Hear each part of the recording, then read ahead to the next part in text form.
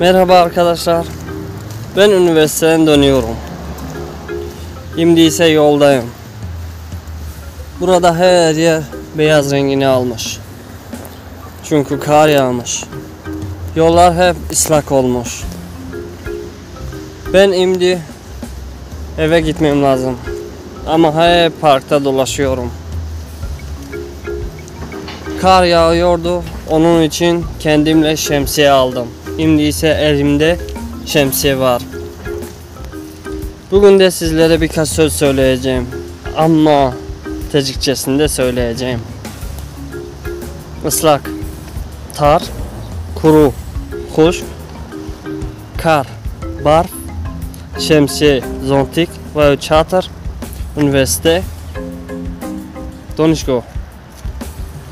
Hadi arkadaşlar, sizlere iyi günler. Yine de görüşürüz.